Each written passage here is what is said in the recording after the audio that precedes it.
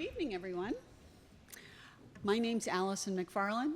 I'm the director of the School of Public Policy and Global Affairs here at the University of British Columbia, and it's a pleasure to welcome you to the next event in our Lind Initiative Speakers Series, co-hosted this evening with UBC's Outer Space Institute.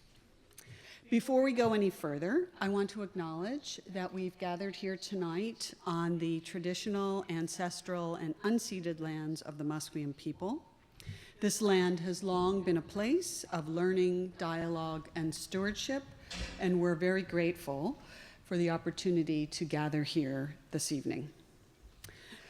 For those of us who are joining for the first time this evening, the Lind Initiative brings together leading thinkers to engage with the most pressing political and social questions of our time. One of the defining features of the initiative is its role as a forum for serious, open inquiry, where complex ideas can be explored and debated in public, and where thoughtful engagement matters more than easy answers. Just as importantly, in a political moment where civil discourse can feel increasingly strained, and where many of us encounter politics through a filter of an algorithm, we aim to model a different kind of conversation, one where ideas are challenged without personal attack, where debate remains respectful, and where curiosity is treated as a strength rather than a weakness.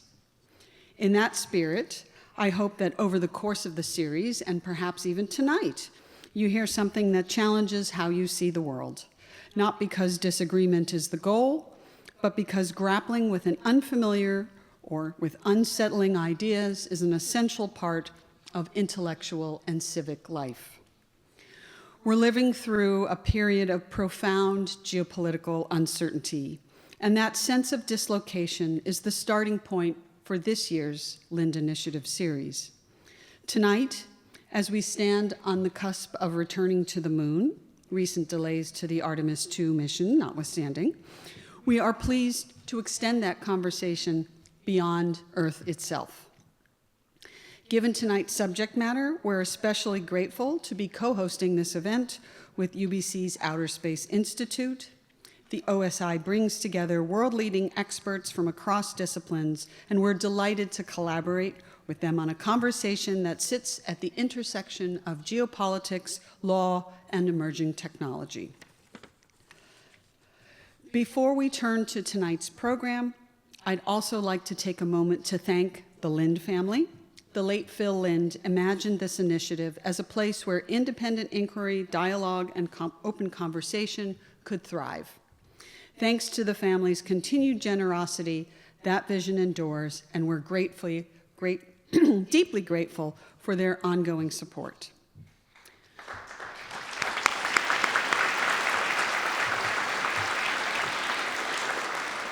So a few brief logistical notes before we begin. We will be taking audience questions later in the program using Slido. So you can submit or upvote questions at slido.com using the code up there on the screen. And as always, a gentle reminder to silence your cell phones. And it is now my pleasure to introduce our moderator for this evening, Michael Byers. Michael is the co-director of the Outer Space Institute and a professor of global politics and international law here at UBC. He's widely recognized for his work on international law, security, and global governance. And he's the author of several influential books, including one that's especially relevant for tonight called Who Owns Outer Space? We're very grateful for his expertise in guiding tonight's conversation. And finally, our featured guest for this evening, Charity Weeden. Charity brings a rare combination of experience across civil, commercial, and military space policy. She's a former NASA Associate Administrator for Technology Policy and Strategy, and a 23-year veteran of the Royal Canadian Air Force, giving her a uniquely binational perspective on questions of leadership, cooperation, and responsibility in space. She has played a central role in shaping international norms for space sustainability, She's advised governments and emerging technology firms, and she remains a leading voice on the geopolitical dimensions of space exploration. With deep Canadian roots and extensive experience at the highest levels of the US and international space policy, Charity is perfectly positioned to help us understand what global leadership looks like in outer space. So please join me in welcoming Charity Weeden and Michael Byers.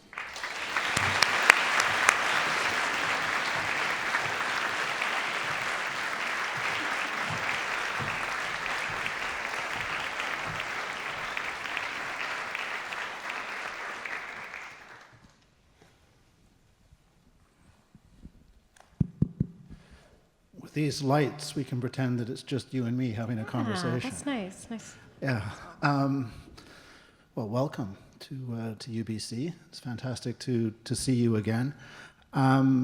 Just so the audience knows, Charity and I thought that it would be good if we skipped the presentation and went straight into a conversation, in part to allow more time for questions from the audience. And so we'll start, but you will follow, and I will have all your questions on here. So, Charity, Alison mentioned that you were a Royal Canadian Air Force officer, in fact, a navigator on Aurora Maritime Patrol aircraft, anti-submarine warfare aircraft. How does a navigator on Auroras end up at NASA in a very senior role? What happened 15 years ago that started this interesting divergence in your career? A lot of curiosity and perseverance to begin with. I know it is a bit of a twisty tale of my career. A lot of folks are like, how did you do that? And honestly, there was two things that really happened. One was trying to look for these opportunities, because in my heart, I was like, I love space, and I want to help create decisions, good decisions, as we go into space, what we do there, how we do it. And that was always in the back of my mind. And the Canadian Air Force had definitely an opportunity for me to do that as the first staff officer at the Canadian Embassy in Washington for air and space operations. And so they had an air crew operator, which I was, and I said, hey, I got a great idea. What if you had a space operator as well?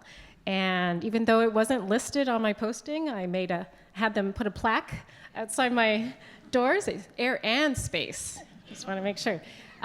Today, that is the norm across the embassy community and the military attaché community. You're an air and space officer. So I think that's exciting to be at the vanguard of this. I mean, you think back 15 years ago, it was just the beginning of what we see now. The beginning of constellations, the beginning of industry really ramping up.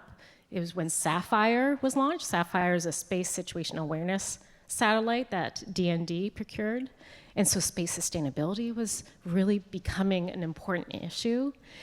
And so I got a chance to do that at the Canadian Embassy and work with other embassy colleagues and industry. And like, what do you do after that, right? It was such an honor to do that, but I felt that itch. And so I did retire out of that position, came back into the US, was looking for a job, green card holder, and had a tough time finding a role initially, but I was picked up by the Satellite Industry Association. And this is a group of commercial companies that come together on common policy issues they want to achieve. And so after doing that for a couple years, entered industry, right? So I had a bit of a stint in industry, and then I got a phone call from the Deputy Administrator of NASA, who I knew from the embassy days, by the way. And she said, well, we have a position. It's the Associate Administrator. You're the head of policy, not only just policy, but technology and strategy as well. And I'm like, yes, I'll do it. And she's like, wait, you have to interview. I'm like, yes, I'll do it. These opportunities come so rarely I had naturalized in 2019, and this is my first time, and I wanted to get in there and help. I always had this government service itch, so this was that opportunity to do that. That's how I got in. So you've mentioned your passion for space sustainability. What you didn't mention is that you went to work for a Japanese company to establish their US office to actually implement some real-life measures to keep low Earth orbit more sustainable than it would otherwise be. Can you tell us about Astroscale and what you were doing and what you think about the larger situation where we have more than 40,000 pieces of space debris that we can track with radar down to about, 7 or 8 centimeters, and millions of pieces of tiny but still lethal debris. Everyone here knows about the space debris crisis. You were actually solving that. Could you talk about that for a bit? Well, first, the fact that the public knows about this issue, that's a win in the policy world. The fact that it's entered into our conversation daily, and that's important. When I retired from the Canadian Air Force, I had to do some self-introspection. What do I want to do with my life? What impact do I want to have? And I really had 3 overlapping themes. One was space sustainability. I had been as deputy sensor manager at Cheyenne Mountain. So this is a place where they track all the satellites inside of the mountain. They don't do that there anymore, but I was one of 2 Canadians there. And so space sustainability, tracking things, making sure we have safe operations in space, that was kind of an ethos to me. So that was number 1. Number 2 was diplomacy. I loved working with our American allies, with our NATO allies, and more. And I went to International Space University and met from all corners of the Earth. And that really triggered me to I need to be global. I need to build alliances. So that's number 2. And 3 is just my personality. I've always wanted to seek out the hardest policy problems. Just, don't give me the boring stuff that's already figured out. Give me the scary stuff. Give me the things that keep regulators up at night. And so I met Chris Blackerby from Astroscale, and he was describing the company. And I'm like, hey, wait a minute. I've got number 1, space diplomacy. Number 2, space sustainability. This was a company whose purpose was to keep the orbit safe for future generations. And number 3 is a really hard policy problem. There are no rules and regulations looking at this angle, debris removal, at that point. And I said, hey, this sounds perfect. So I did join them as their vice president of global space policy and government relations. And Astroscale had 4 locations around the world. Each of them had policy leads, and we would coordinate together with the single purpose, the vision, to create a sustainable future in orbit for future generations. And do that in a business manner, right? That's the key here. That's the difference between 15 years ago and today, is the commercial possibility of doing good and making a profit and having a company do this. So that's why I joined Astroscale and why I was doing all that. So let's talk about NASA briefly. NASA is an iconic institution. It's globally recognized. You see NASA t-shirts in every city around the world. It does incredible science, the deep space probes that go and visit other planets. It does a lot of, or at least until recently, a lot of climate science, using satellites to advance our understanding of our changing world. And it does human spaceflight. Canada's always been part of this, or been part of it for a long time. And I'm talking here partially about the iconic Canada arm that we built for the space shuttles, and then for the ISS, and hopefully for the Lunar Gateway. something really exciting is going to happen in early March. Alison's already referenced it. Can you talk a little bit about NASA, the positive side of NASA, and Jeremy Hansen's upcoming flight around the moon? I had the honor of traveling around the world when I was in my NASA role, and my eyes always caught when I saw that meatball, the NASA logo T-shirts. And these weren't NASA employees. These were people around the world that were inspired by the mission of NASA. And I think that sort of power is amazing to have around the world, because it shows that there is still potential for a vision that all humans can relate to. And so I loved seeing people wear NASA swag. And I used to travel to every NASA center and buy a new T-shirt. So I have a whole drawer for, like, that's all I have. And go out for walks and things like that. So NASA inspires. NASA does science. They do human spaceflight. They build technologies. They do the impossible. And I think the world has looked up to NASA for many, many decades. The other thing NASA does well is international collaboration. And they do this through either capacity building, through programs like you mentioned, Artemis. They do this through norms building as well, right? How should we all explore together? So I'll pick apart a couple of those things. First of all, Artemis 2, don't just look at the mission, look at the symbolization. Look at what this actually means to have a Canadian, the first international astronaut to go into deep space.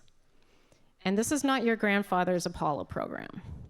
This is quite different. This is about a sustained presence on the moon. You'll see that word sustained. What that means is we're bringing international and industry partners, and we intend to stay there.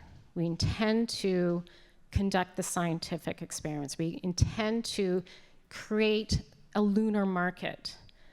We intend to make sure we use this as a proving ground to go to Mars. And so I think the symbolization here of Colonel Hansen is amazing to see what this really means in the entire Artemis program. So that is the program itself, but I want to talk about the Artemis Accords. These are a set of principles a number of years ago set up by NASA and the State Department as a bilateral MOU between other nations of how do we want to explore.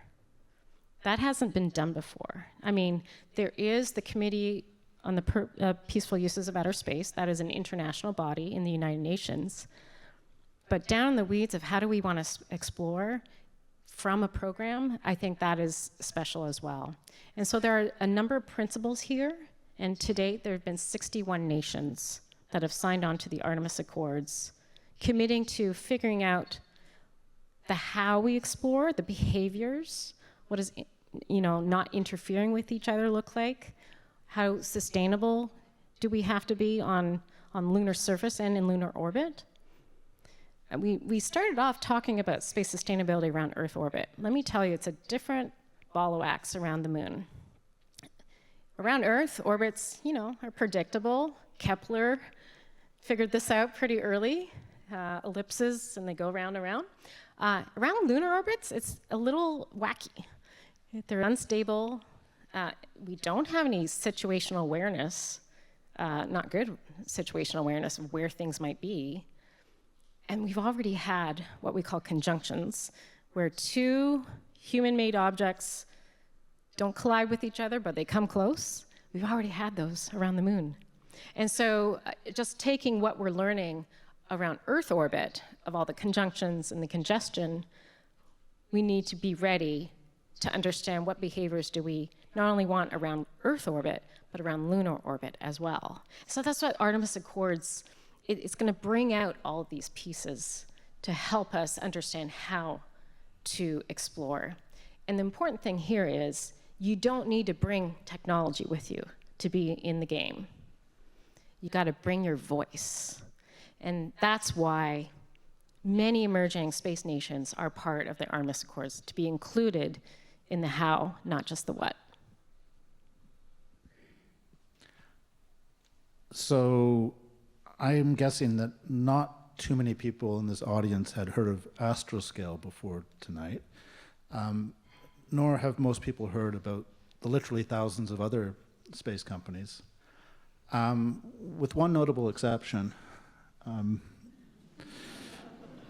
it does raise a whole set of questions. I'm not going to pose the set of questions for you, but arguably the most powerful actor in space today is not a nation state, but a company, and indeed the majority shareholder of that company, a certain Elon Musk. So I'm going to ask the first question from Slido tonight. It's a short question. What's up with Elon? I don't know the gentleman myself, so there's that. I'll tell you, go back 10, 15 years ago and think how life was back then. There was an increase in what happened was space components, and you remember the CubeSats, 10 by 10 by 10 centimeter little satellites. They were all kind of being developed at that time because electronics were being miniaturized. We could do this stuff, and it became less expensive to build these CubeSats. And there became commercial launch providers that drove down costs. And so we had this like bubbling up of opportunity to send your stuff into orbit, do your science, conduct a mission, make a buck, right? And so access to space blossomed. And investment blossomed. It was kind of like what they call a flywheel. Like investment came, technical increase in the ability around the world to build these CubeSats. Now even elementary schools do CubeSat programs. It's amazing to see. But that also ushered in this opportunity of why don't we have these large constellations where we can have better communications that don't have the latency issues that a geostationary satellite might have. And these are your traditional 6 decades of commercial satellite or communications satellites. This is not new. We've gotten our Olympics, we've gotten our hockey games from satellites since decades ago. But this is a new opportunity to drive down the costs and increase our opportunity to be a better digital society. So it was really in this time period 10 years ago where this all blossomed. And it was literally a race between commercial companies who to get the spectrum first. And when I say spectrum, this is the electromagnetic waves that are required to communicate with your satellite, to download all this data that you have. And so there's this energy, there was investment, the technical side was there, and there was just this big pulse. And this is where the first 700 satellite constellation was voiced. This was the OneWeb constellation. Everyone's like, 700 satellites? Can you imagine? Before then, 66 satellites was the biggest constellation. Boy, were we underestimating what this moment meant. Suddenly, Boeing came in with 3,000 satellites. Then SpaceX came in with, I think it was 6,000 and another 30,000. And so here we are. They are actually getting fielded. It takes a few years to get these all up into orbit. It takes the launch coordination. It takes the investment. And we're now in a period where SpaceX was pretty much one of the first to get their satellites up. They happen to have the launch ability as well. And so they had what they call vertical capability throughout their company to get these up quickly. So here we are. These constellations are bringing communications, broadband internet, to locations around the world including in Canada, which didn't really have reliable internet access. So there's goodness here, and then like every technology, there's some sort of effect, right? And so policymakers, the challenge for them is to give the opportunity for the good. How can this help our society? But also reduce or minimize or mitigate the risks that come with it. And now we have a congestion problem where there are, every day it changes, 9,000, 10,000 active satellites in orbit. Most of those are from the one operator. There are another 1 million pieces up there, over 6-7 decades of us using our orbital background as a dumping junkyard. And there's been explosions in space, and there's been little droplets, and those are all little like bullets going 7 kilometers a second around Earth. And it has created this kind of cacophony of operations and of debris, and all the while, we also have military operations in orbit. We also leverage space for civil space, for human space flight. So we have now not just congested, contested, and competitive environment, we have a complex environment. And that's where we are right now. Obviously, one company has the proponent of the operational satellites in orbit, but there are many more to come from many other countries. So I'm going to be drawing on several different audience questions in my next question.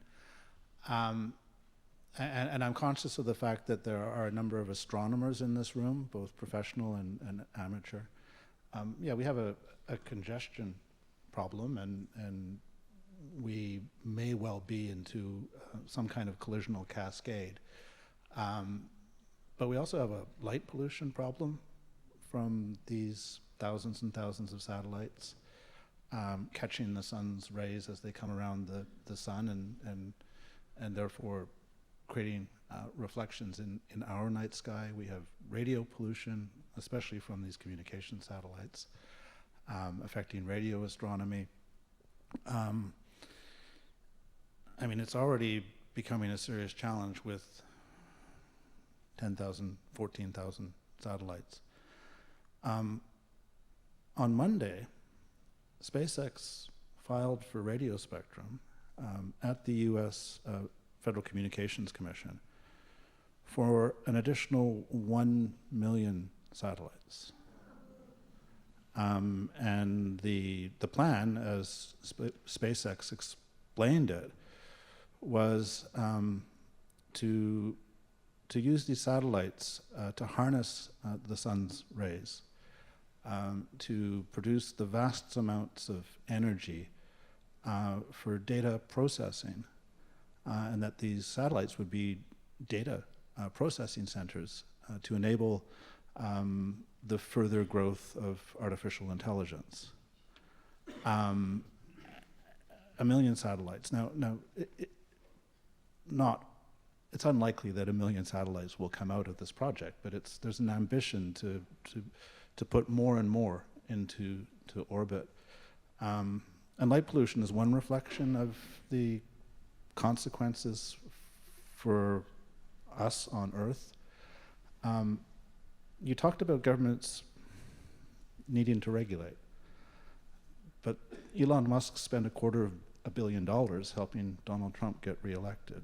So is this now is this something we should worry about, whether or not the talk about sustainability is just talk, and that we're now seeing an actor who is so powerful that he can drive forward the unrestrained growth of activity around this planet?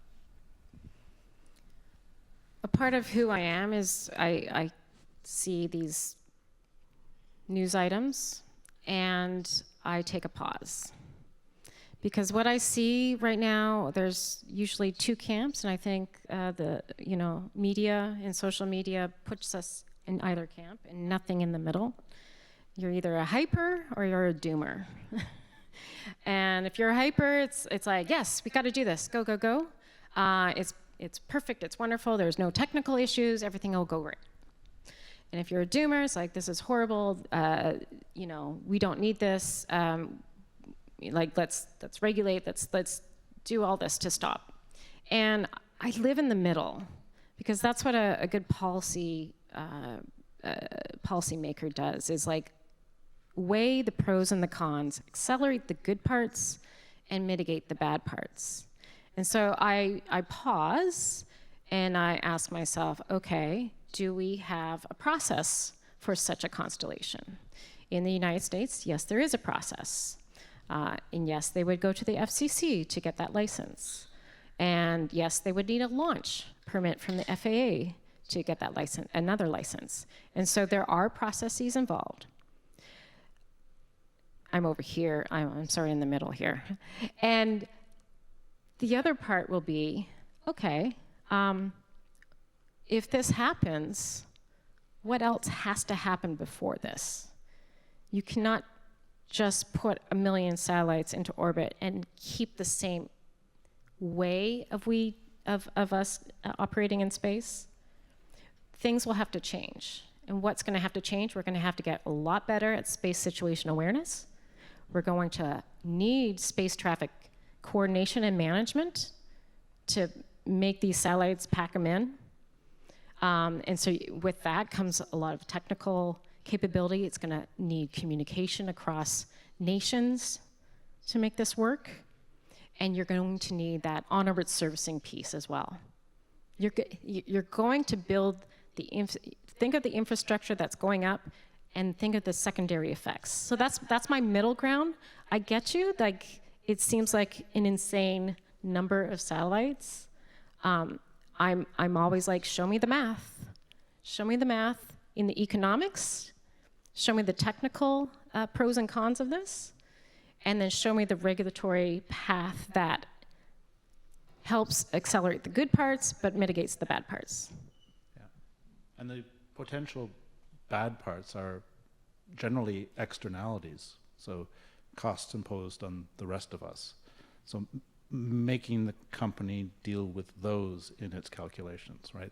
The damage to the night sky, for instance. But I'm the moderator, right? So I just want to be fair to SpaceX here and tell you that SpaceX is arguing that putting these data centers in space will avoid a lot of environmental damage on Earth, because building data centers on Earth requires an awful lot of energy, and in space, if you put these in the right orbits, they will be generating solar energy 24 hours a day, so you don't need energy on the surface of the planet. And they also say that data centers on Earth need to be cooled down, and we use vast quantities of water to cool them down, and if you put these satellites in space, well, space is cold. So again, to be fair, they are making sustainability arguments in favor of something that looks like it's probably not sustainable. And this is where we get to Charity's point that we need to analyze the heck out of this, right? To figure out whether the overall bonus is greater than the loss. And unfortunately, Elon Musk has developed a reputation for not being entirely forthright, which is why all of you are very skeptical about this. I also want to take us, I told you about 10 years ago and how these broadband satellites were brought into use. We're a data-driven society. We cannot function without data. And space is a very efficient way to pass data, to pass ones and zeros around. We're now in the intelligence society. And from my perspective, it doesn't seem like that's stopping anytime soon. And all that data that's been gathered the last 20 years, the internet world, we're now shepherding it into this intelligence age.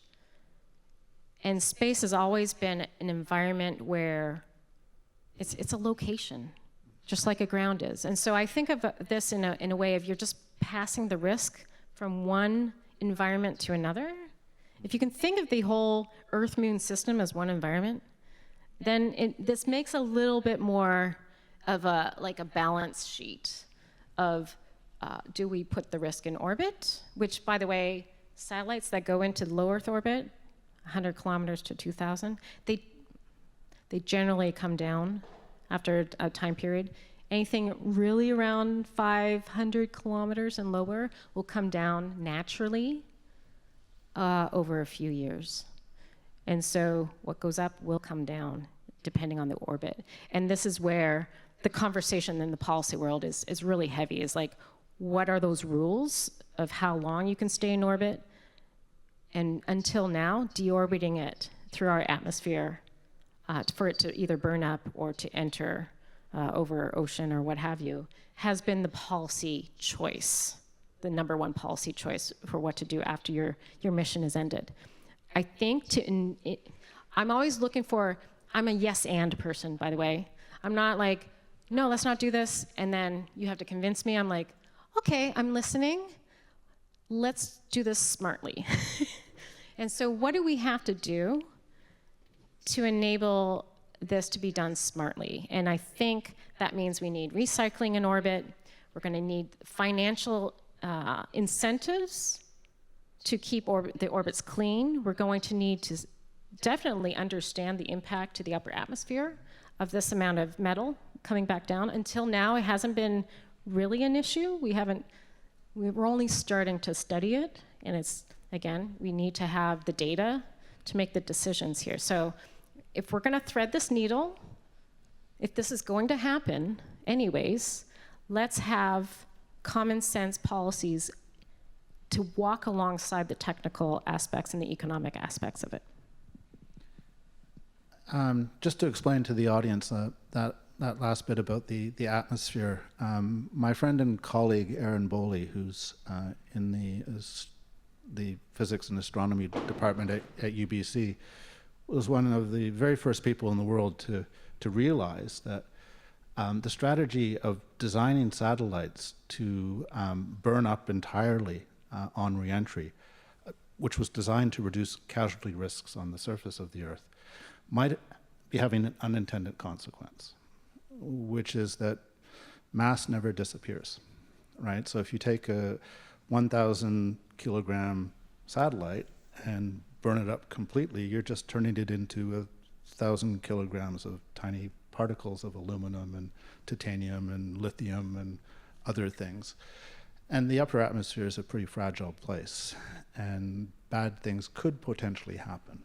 Worst case scenario, you could be creating billions of tiny locations for the chemical reactions that destroy ozone. So there's a lot of uncertainty here. The Outer Space Institute is a leader in terms of trying to figure this out. I don't want to scare anyone. What I wanted to say here is that there's so much that we don't know about space, that we need to be doing a lot of cutting-edge research, working with industry, working with governments, but we also need to be able to change our mind when we get new information. And one of the really exciting things about space is that it is possible to change people's minds, that you can get a science-informed decision-making process, and there are mechanisms for that. And NASA has, for decades, been a really important part of this. And so thank you to you and your colleagues at NASA. And fingers crossed for Jeremy Hansen going around the moon. I will be as proud a Canadian as I've ever been when he does that. It's truly historic for this country. Now, that was a bit heavy, the conversation we just had. So I want to lighten things up a bit. What's your favorite space movie? That's probably the toughest question of the night. I like so many of them. I used to do this podcast with my colleague. It's called Space to Grow. It's way in the back. And we had this conversation. We did a countdown of our favorite space sustainability movies. And we both had different number ones. But mine and my favorite space movie talks about the future of humanity and what we need to, we don't want to get caught overusing the resources on Earth, and how technology could get us further in orbit. And so this is Interstellar, of course, because it's such a movie that connects those two things, how Earth is dying, how, you know, necessity and budgets have killed off science and killed off technological innovation, but there's a small piece of hope through this program. We are NASA, by the way, that was fun. And then it takes you on a really wonderful kind of story through science and physics and some bending of physics as well. How about you? Well, What's yours? we're both optimists. My favorite space movie is The Martian. Ridley Scott's The Martian with Matt Damon. Stranded on Mars. And the reason it's my favorite movie, apart from the fact that it's almost entirely scientifically accurate, a fellow of the Outer Space Institute, Jim Green, former chief scientist of NASA, was the science advisor on The Martian. And so everything except for the start of the movie is scientifically accurate. I'll let you figure that one out. But the reason it's my favorite movie is because it involves life-saving cooperation between NASA and the Chinese Space Agency. The only way they can save Matt Damon is using a secret Chinese rocket that the Americans don't know about. And there's this moment where the head of the Chinese Space Agency decides he's going to reveal the existence of this rocket and offer it to NASA to go and save their astronaut.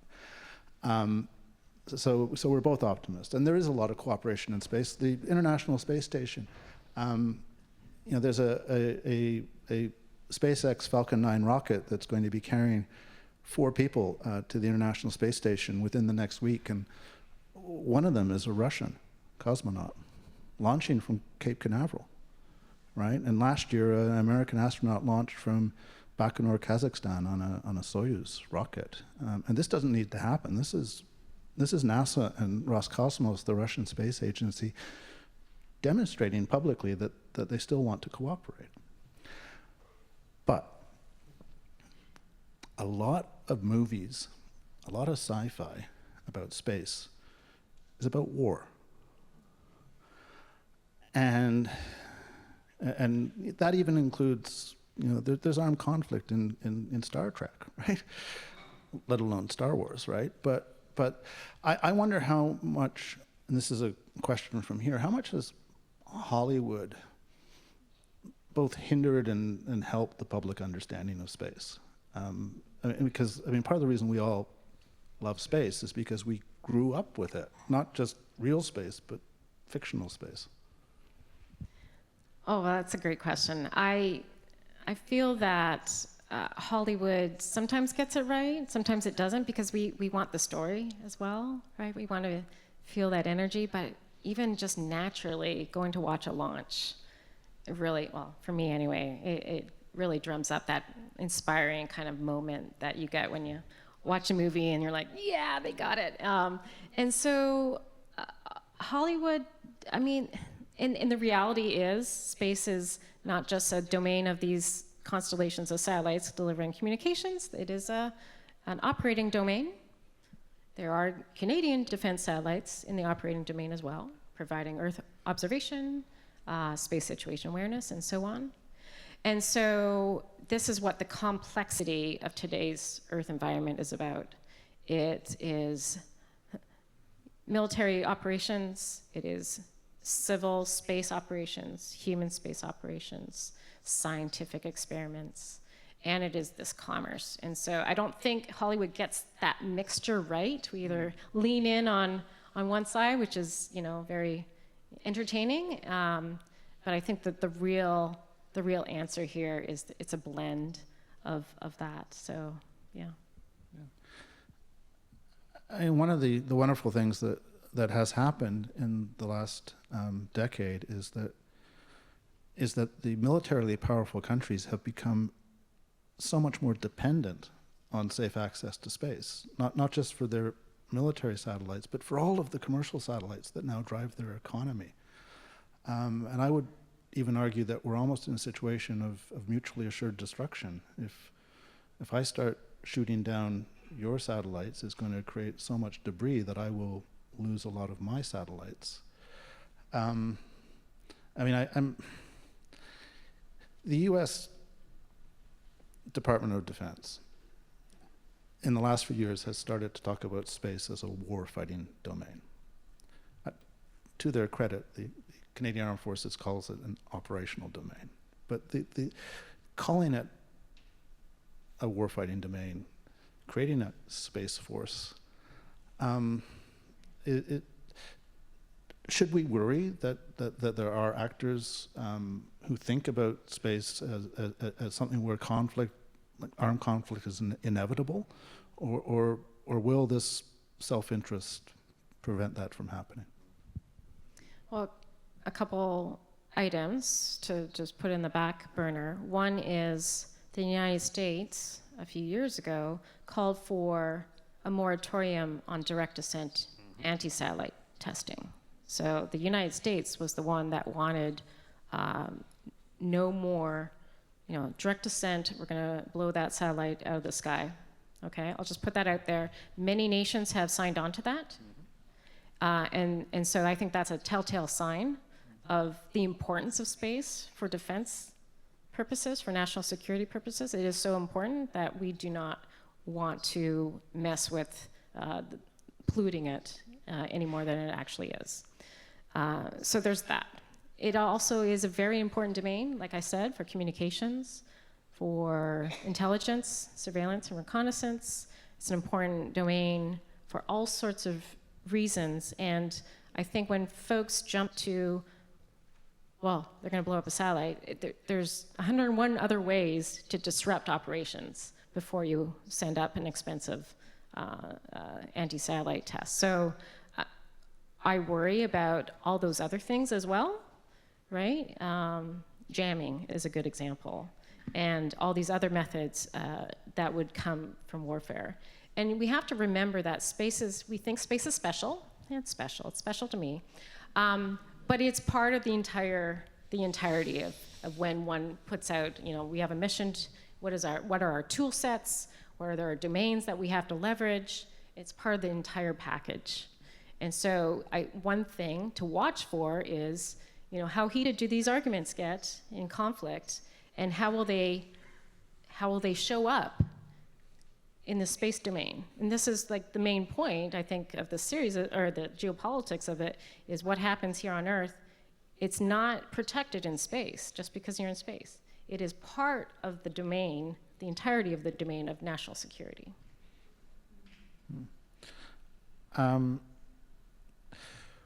Want to address a few of the audience questions, but I also don't want to miss an opportunity for education. The world's oldest international organization, created in 1865, 2 years older than Canada, is the International Telecommunication Union. It was initially named the International Telegraph Union, but with the advent of new technologies, it adopted a broader name. Can you talk to us a little bit about the importance of the ITU and where you see it fitting in terms of space governance? It's a subsidiary body of the United Nations. It has 193 member states, right? This is the most, in my view, the most important international organization that no one's ever heard of. Could you talk about it a bit? Sure. Recall, we are a digital society. And I don't know about you, but I don't care where those digits come from. Maybe it's a cell tower over there. Maybe it's direct from a satellite. Maybe it's a cable out of your room. But all that requires coordination amongst all the players that use something called spectrum, and that's the electromagnetic spectrum. If you are moving around and not using a cord, you're going to use spectrum. And as far as I understand, there are no tethered satellites to Earth, and they all use spectrum. It is critical. The space segment does not exist without that communication segment. That said, who around the world coordinates all these uses? Because think about it, satellites, they'll go around low Earth orbit. You'll go around the world in about 90 minutes. And so you might be transmitting over many countries. And so you kind of have to have a body, a global body, to help coordinate this and kind of set the tones. Okay, we're going to use this bit for science. You do science, you use that spectrum. You're going to use this bit for remote sensing. And so this is the body where the space community and everyone else that uses the spectrum, they send out their plans, right? And so you'll see a lot of the early plans for satellites coming through the ITU. And the ITU is there to ensure the effective use of spectrum. It is a limited resource, and it's one of the most hotly contested and congested items out there. I tell students all the time, if there's one thing you take from this talk, it's like, spectrum is king in space. It's really, really important. It's so important for the space community that the next big World Radio Communication Conference, WRC, called the Olympics of Spectrum, every 4 years, an overwhelming number of items that they're going to discuss are space-related. That's how important this is to the space community, including the very first one to talk about lunar spectrum. How do we share spectrum on the moon? How do we make sure if we have a quiet zone, we're not interrupting that quiet zone and interrupting the science that's going on there? So ITU is a very important element of all this as well. So you just mentioned the moon again, and that takes us back to Artemis. Question from the audience, what is the timeline for making projects like Artemis happen? Will we have a base on the moon in our lifetimes? Now, there are some young people in the room, so. Yeah. But yeah, I mean, Artemis 2, the launch of Artemis 2 was just delayed for safety reasons. NASA is exceedingly careful with human spaceflight, right? Starship, which is supposed to be the lunar lander, keeps blowing up. During test flights, it's way behind schedule. So, you know, these companies move fast, but space is hard. Is this going to happen on our timeline? I have to giggle because there's a common phrase that's used in the space community when anything goes wrong. It's like, space is hard. So I'm like, yeah, space is hard. The endeavor is hard as well. The political, lining up all those wickets, and this is not something, a program like this in this magnitude is not something you do in a 4-year term. It is a long-term investment, political investment, economic investment, international relations investment. And so Artemis, specifically as part of the Moon to Mars program, has been on the books for quite some time. And as administrations come and go, they tweak it, you know, as it comes along. And as you mentioned, the private industry has done exceedingly well. I'll grant that, because they've been able to do reusability in launches. It's just been incredible, the movement and the progress and the innovation in industry. And so it all depends, is a good answer, always. It depends on the financial and economics of all this. Do we have the budget, right? Is the budget gonna be there? We don't know about economics ups and downs. Will we have the political will over time? And do we have the collaboration that's required to make sure this is a sustained presence on the moon? That's the key word, sustained. And so I'm optimistic. The US and the world has done hard programs before. The International Space Station is a really good example of this. I remember I went to space camp a long time ago, and I remember they do a mock-up, and it was called Space Station Freedom. And that was the term for the ISS before it was ISS, and before they had the Russians join in. And so the ISS the evolution of that and how we've come to like the 2030 end date, that is a long time. That'd be like 40 years-ish for a single program, international program, a program that brought us science and you leveraged commercial entities to get up there and down. And so when you think of Artemis is going to be bigger, right? It's going to take decades to get to where we need to go. Will it hit every single timeline? I don't know. Usually big programs, they don't. But so far what I've seen is the political will is still there, the international collaboration and contributions are still there. And so I'm optimistic, and this is starting with Artemis 1 and now Artemis 2 with Jeremy on board, that we're keeping going. Just keep on going, keep on plugging, and we'll get there. The People's Republic of China has its own collaboration with regards to lunar exploration.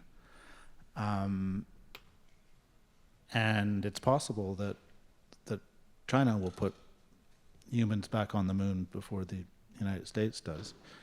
Do you regard that as a problem, or is a friendly race a good thing?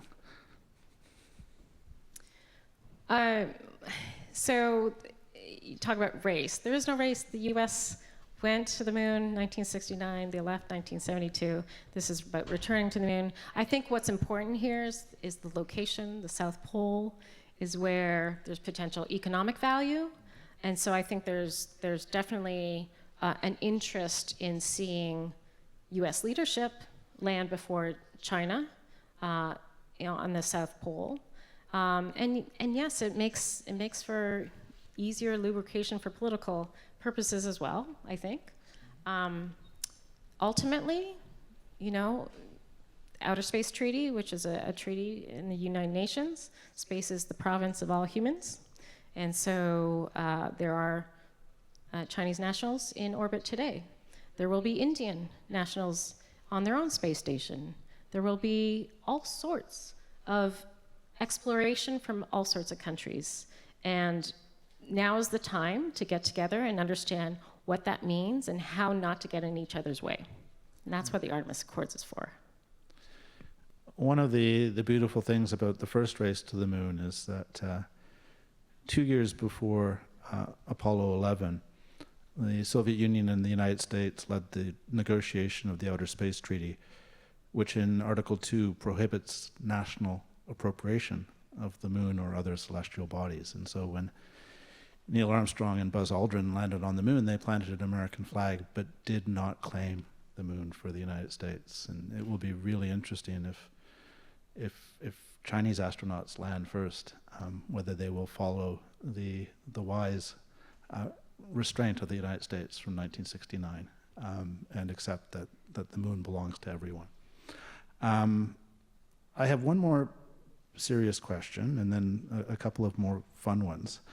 This maybe is a fun one too. I always wanted to talk about Katy Perry.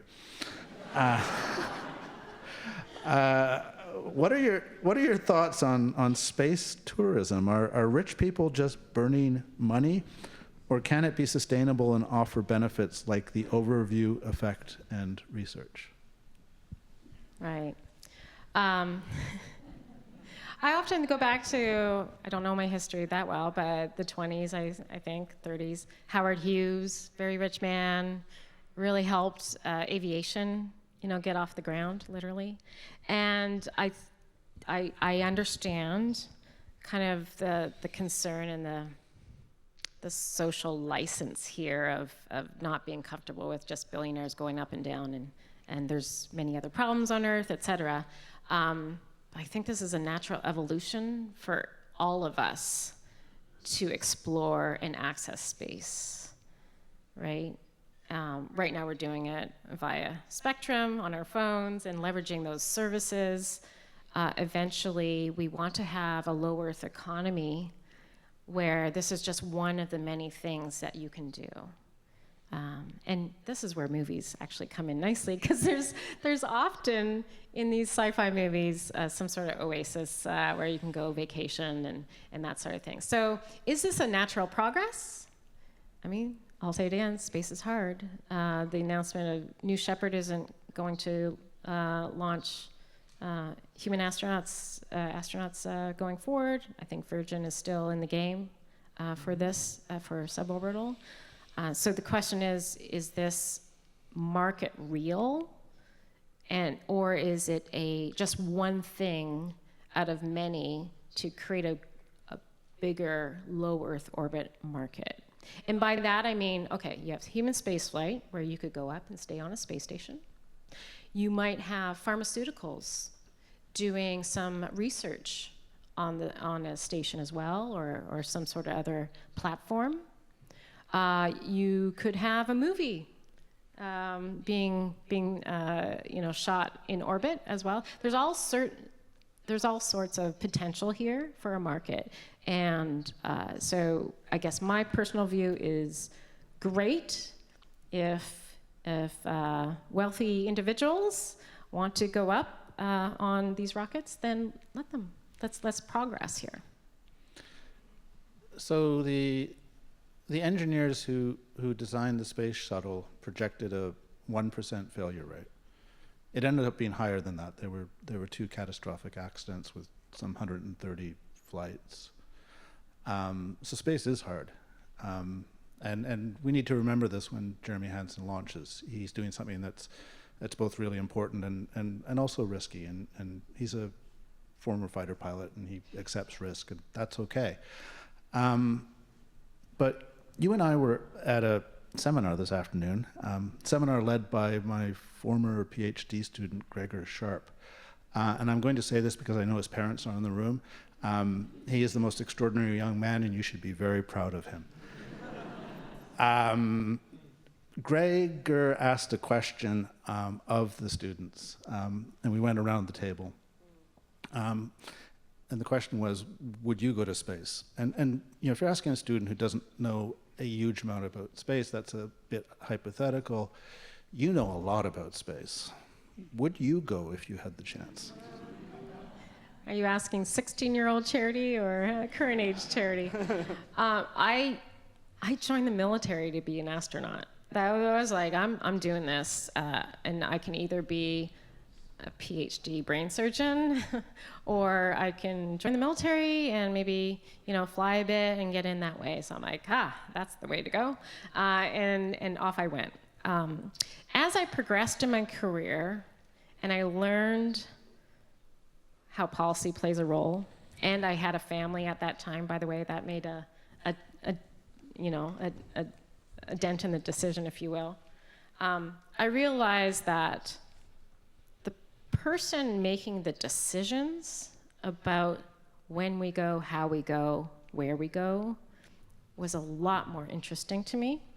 And I shifted from, I want to be an astronaut, to, I want to be the policymaker. I want to be in the room where it happens when we make these decisions.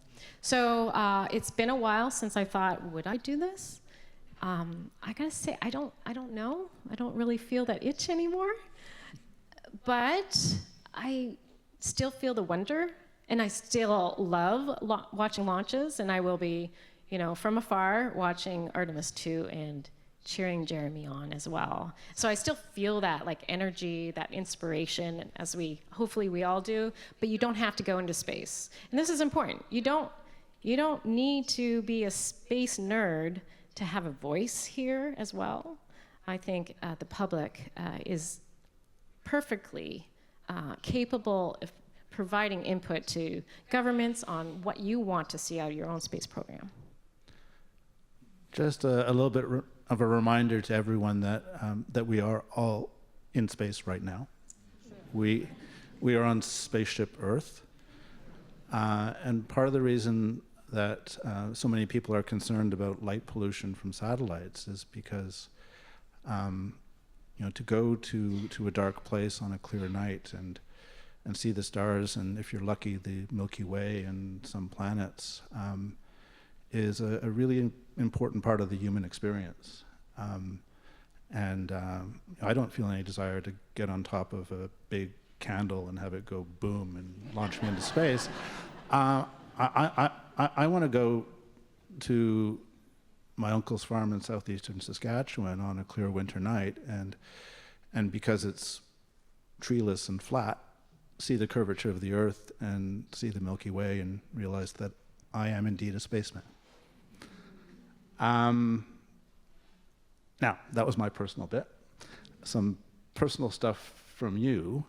We have some young people in this audience who want some career advice. Some of them want to be the future Charity Weeden, right? You are a role model. But if you were talking to a high school student or an undergrad here at UBC, what advice would you give? What things did you learn that helped you or that you wished you'd known? I love talking to students about this. The first thing I look for in who has that spark is, are you resilient? Do you just crumble when you make a mistake, or do you pick yourself back up and go? And I think that's a theme throughout my career of making a lot of mistakes. But were any of them like egregious, or did anyone die? Did anyone get injured? Am I in legal peril or I'm in ethical peril? If none of those four things happen, I'm cool. I'm gonna sleep well at night. And I do notice this drive for perfection these days. The college race, if you will, there's the career race, and what the space community needs are people who are resilient, who are empathetic, that understand the world, that understand these issues, that are curious, and will have that energy and inspiration to bring others with them as well. And so I think that's number one, I would say. Another thing I commonly tell young folks is, I told you about hypers and doomers. And, and really, like, things are not always as bad as they seem, but they're not as good either. And so understanding how to take data and kind of knowing the landscape of what, it's a gray zone. I think policymaking in space is very gray zone. And there are several things that you can do to live in that gray zone. One is that thought leadership piece, is learn differing opinions, right? I don't agree with everything you say, you don't agree with everything what I say, but this is important in the space dialogue, is to have these kind of conversations, and to get in there and get your thought leadership out. And then I also, encourage folks, just because you're not an engineer doesn't mean you don't have a role in the space community. I did get an engineering degree, but I never was an engineer. I was an operator, and then I'm like, hey, policy, decision making, I want to go into that. And so I want to encourage young folks to think about, what is your specialty? Is it arts? Is it legal advice? Is it public policy? Is it science? Is it education? A whole host of ways that you can be a participant in the space community. And just because you don't have the word space or policy in your title doesn't mean you're not able to give your voice to the community and the issue. I'm going to preface this by saying that I know that you're not able to give advice to foreign governments like the Canadian government, because it's less than 12 months since you left the US government. So this is not the question.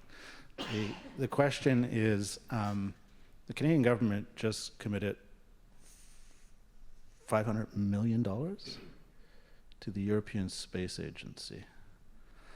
From your objective, non-aligned perspective, what does this tell us about where Canada is with regards to outer space policy? Should Canadians be happy about this? That's more than the entire budget of the Canadian Space Agency, right? How do you explain that, and is it good or bad? We live in very uncertain times. We started off the conversation talking about my experience as I was at the Canadian Embassy 15 years ago, And I've been in Washington, D.C. for 4 administrations now, and there's things that are common, and space is usually bipartisan, by the way, so that's usually the happy zone, but just there's more anxiety in the air, there's more uncertainty, and you can feel that. And I think this moment for the entirety of the world is trying to figure out, okay, things are changing. What I thought was stable, rock solid, maybe not be. How do I make sure I have my own critical needs met, but still keep aligned with those that have the same values? And so I think this isn't just a one nation question, it's multiple nations thinking about this new reality and what their role is and where do they need to invest. And so I saw this, I was actually in Ottawa for that conference, and I thought, wow, Canada went from the 22nd spender at ESA, they're a partner member, the European Space Agency, to the number 10 spender. And that's significant. I always look for symbols. I'm like, that's a symbol of this moment, I think. And there's other symbols that you can see around the world of trying to figure out what this means. So what this all means is that is a return to Canadian industry. And what I feel is happening is this is the time for industries within each governments to blossom. It really is. It is time to rise up and get these capabilities, these critical capabilities on the books and be able to share where it makes sense, because space is still expensive, it's still risky. We still decide what we do in our habits in orbit and how we go to space. All that is still decided in an international zone, if you will. So there's still a lot to connect us, but this has triggered a moment where individual nations feel they need to invest more. And I think that you can look at this as a negative or you can look at it as a positive. Some members of this audience will know that Canada's largest space company was founded in a garage in Dunbar more than half a century ago by a professor of engineering at UBC, John MacDonald, and I think it was his postdoc, Vern Detweiler. And MacDonald, Detweiler, and Associates became MDA, built the Canadarms, developed synthetic aperture radar satellites, and is still proudly Canadian. There's Telesat, which started as a government-owned company, but quickly became private, that was part of Canada becoming the third country in space back in 1962, because we needed to study the ionosphere to figure out how to do radio communications in the Arctic. So we have a really proud history. We've got more recent companies like Kepler in Toronto. We have Maritime Launch Services developing a space launch facility in Canso, Nova Scotia. I mean, this isn't $500 million a gift to the Europeans, right? This is $500 million for us because it gets cycled through and comes back. So it's not, instead of giving the money directly to Canadians, what we're doing here is building a much closer relationship to our European allies with regards to space, right? That's what it's about. It's both. Yeah. It's a geo-return kind of situation where these large programs led by the European Space Agency, countries pitch in to buy and procure the program, but pieces, I'm not the expert on this, but pieces come back to Canada in the equivalent of what you put in, essentially. Yeah. So it is a benefit to Canadians, and it does, again, symbols. Is show Canada's interest in working closer with their European allies. Yeah. And developing our own launch capability, developing our own small communications constellation, all the things that reduce our dependence on people like Elon Musk. I'll also remind folks that Canada's contributing a robotic arm to the Artemis program, to the Gateway program. And so I'm not seeing any changes in that. I haven't seen any changes in other collaborations in space with the United States. So I understand the moment is stressful and uncertain, but you look to the actions as well. And the actions say we're investing in our partnership with ESA, we're investing still our partnership with the United States, but I see Canada, stepping in a lot more, which is a positive thing. I have colleagues in Europe who are envious of Canada because we have one foot in the European Space Agency and another one firmly planted in NASA, and that gives us options and also protections, and so. I guess this is just a long way of saying that I'm really excited about this commitment to the European Space Agency. I think it signals a decisive moment in Canadian space policy, and I just wanted everyone to know about it. Have we missed anything? Is there anything that still needs to be said? We have these people for another 8 minutes. And so what question would you ask yourself if you could? Well, I know it's more like a crystal ball. Like, where are we in 3 years? Where are we in 10 years? Where are we in 20 years?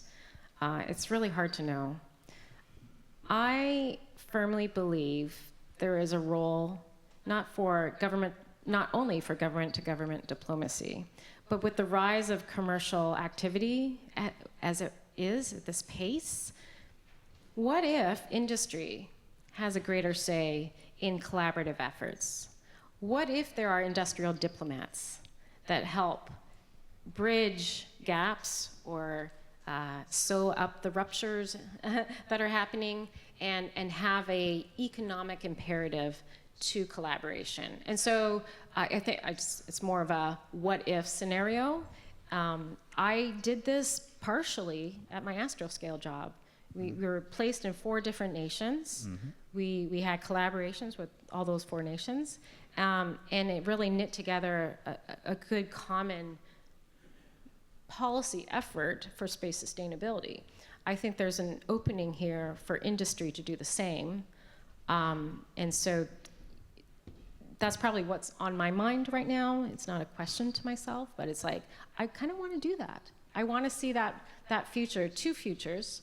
One where we not only not solve, because you'll never solve policy issues in space, you'll advance them, but applying the dials, I call them dials, right? Policy dials. We need a little regulation here. We need way more best practices here. We need maybe some legislation over here, and seeing the commonalities between space, AI, quantum, and understanding how we accelerate the good, mitigate the bad in all advanced technologies. The second thing is, how do we keep allies and partners together? Space, again, is hard. It's more fun when you do it with your friends. And this is an important moment for everyone to get involved in making sure that we create the future we want to see. And this enables me to say something about the Outer Space Institute, because it's not just about industry becoming more involved in diplomacy, it's also civil society. And we've created at UBC a truly transdisciplinary research team with astrophysicists, with aerospace engineers, with political scientists, with international lawyers, with psychologists. The list goes on. And we seek to identify the next great challenges in space, analyze the heck out of them using this transdisciplinary expertise, and then coming up with mitigations or even solutions. My colleague, co-director Aaron Boley, and one of our young researchers, Joe Armstrong, are flying to Vienna in the next day to represent the Outer Space Institute at the United Nations Committee on the Peaceful Uses of Outer Space. We have observer status. And so we sit there, and Jo Armstrong, who I'm not sure how young she is, but she's definitely still in her 20s, is going to be making a statement in front of hundreds of diplomats from around the world, and they will listen to her, because what she's going to present is something that we have researched really hard, that she understands, and she has solutions. So I just want to make the point that we're all in this together, industry, civil society, governments, spaces here and now, and it's part of our ecosystem. And this is what's very exciting, is seeing the next generation of decision makers come up in this really interesting time. Over the last 10, 15 years, I've mentored many young professionals in the policy world, and see them shine now is like, I'm like, space policy army. Okay, like, you know, it's yours. This is yours to help solve, right? And just, if I don't know, like, space is not just, don't think of space as only the final frontier, it's the diplomatic frontier. It is the canary in the coal mine. Watch how we have space relations in the next couple years. And my personal estimation would be they're gonna stay solid. There's going to be shifts, but we're gonna still see us collaborate and do the hardest things together. Charity was very generous with her time today. She not only attended Gregor's seminar with 20 amazing students from around the world who peppered Charity with questions for almost 2 hours, but she also had lunch with our young researchers, and I think I can say this without embarrassing anyone. You changed some lives today. You inspired them, and you know, it's tough. The world is a tumultuous place, and you live and have worked in the very center of that tumultuous place, and yet you managed to bring some hope to the conversation. I'm very proud of the fact that Charity Weeden is Canadian, and I'm extremely grateful that she joined us tonight. Please join me in thanking her for coming to UBC.